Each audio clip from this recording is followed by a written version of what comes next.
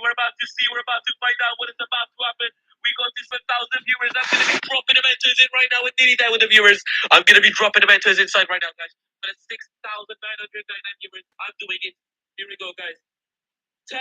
Calculate me in the chat. If we get one more view, I'm going to do it right now. Entitled mother broke up my engagement just by being rude. My girlfriend and I were really ready to be engaged. We both agreed we wanted to get married, but I hadn't done the formal proposal yet because we wanted to meet each other's families first. I always thought the old trope about meeting the in-laws being a bit fiasco was a myth, both because I was younger and more naive then and because I'm lucky to have easy parents.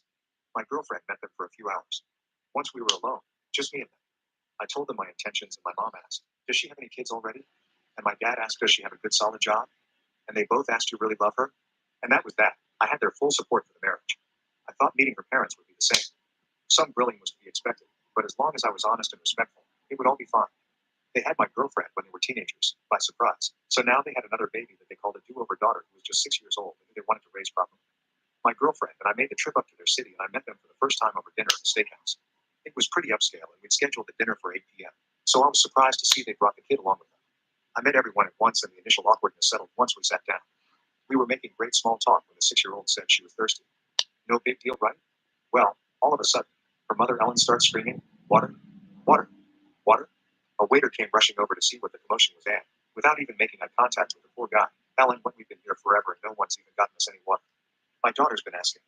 We had been sitting for about 15 or 20 minutes without service, but they were visibly behind, and there were no circumstances that would have warranted that shouting. I should have realized from how unfazed everyone else at the table was that I should be bracing myself for a long night, but I couldn't imagine what was to come at that point. The waiter rushed over with water and apologized for the delay, explaining a few very large parties had arrived all at once. The guy seemed sincere and quite affable, so I thought the water would just be an anomaly in an otherwise pleasant night. Then Ellen kicked into full gear. "We'll need a kids menu," she informed the waiter. He said that they didn't have a kids menu, but that the chef could simplify most dishes. "What do you mean you don't have a kids menu?" Ellen replied in total disbelief, as though he'd said they didn't have a fire exit. He explained they didn't get too many child visitors and that there were enough plain foods on the menu that no separate menu had ever been necessary. Ellen sighed dramatically and waved him away. I tried to give him an apologetic glance, but understandably, he didn't look back our way. I was so glad the poor guy left and didn't have to be subjected to her anymore. Meanwhile, she turned her attention on me, and I almost wished he'd come back. At least he was getting paid to be here.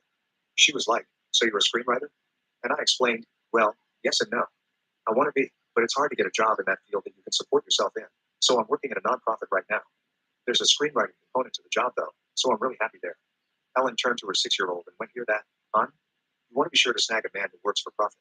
Learn from this. It's not too late for you." I couldn't tell if she was trying to be funny or not, so I just let it pass, looking over to my girlfriend to see if she was even considering speaking up on my behalf.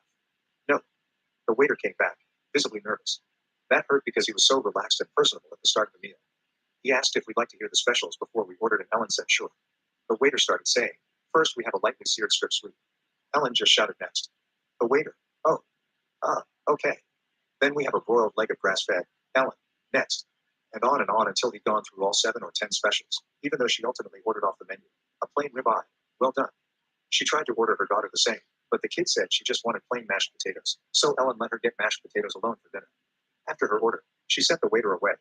The rest of us hadn't even ordered yet, and everyone else just sat there like it was entirely normal. I waited for someone to say something, thinking it was more my girlfriend's place or her husband's, but when no one did, I couldn't help myself.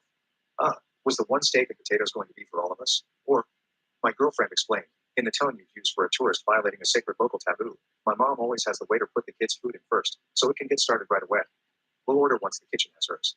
I thought she was joking, since Ellen didn't just order her kids' food. She also ordered her own dinner, so I laughed. "Something funny?" Ellen asked. Then I realized she was serious and I shut up. Thankfully, her dad at least recognized that what was normal for them might not be as regular to me and tried to lighten the mood with a change of topic. But not even 10 minutes after we ordered, Ellen started it again. Another table that had been there long before we got a side order of mashed potatoes with her meal. Ellen threw a total conniption. She was sputtering so inaudibly that none of us could figure out what was wrong at first. Finally, she managed to flag down some busboy who barely spoke English and began laying into him like he just sideswiped her on the freeway. He kept trying to explain he wasn't a server and he could go get one, but she wouldn't stop to breath long enough for him to find someone who could actually help. All the while I kept looking at my girlfriend for signs of embarrassment, or at the very least irritation, but you wouldn't have known if she was even hearing any of this. Our waiter came over, somehow still feigning a smile despite knowing what he was walking into, and Ellen actually goes, "Why did the table get mashed potatoes and ours haven't come yet?" The waiter kindly but concisely explained, "Well, ma'am, those people ordered potatoes before your party had placed their order." Ellen looks this man dead in the eye and says, "Well, it doesn't matter what they ordered." My daughter is the youngest one here. Her food should come out first. You could tell the waiter was working hard to restrain himself at this point. He explained it was a first come, first served policy and age didn't help one way or the other. He offered to go check on the potatoes. Ellen agreed, or more specifically, she said, "Yeah, you better." But I was clocking him and he went right back to his server station. 3 or 5 more minutes passed, during which we could have no other discussion at the table except how awful this restaurant was, how hungry the poor baby was. Her daughter hadn't said a word about being hungry this whole time and was constantly playing her loud iPad game, without headphones, disturbing all the other diners around us. Ironically, she said that Americans these days were just too selfish and had no respect for motherhood.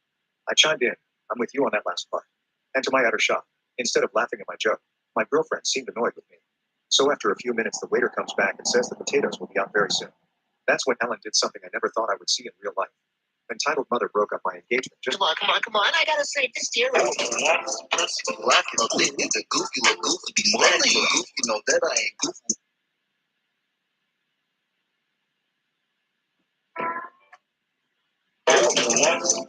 Black, it's a goofy, little goofy, be money. You know that I ain't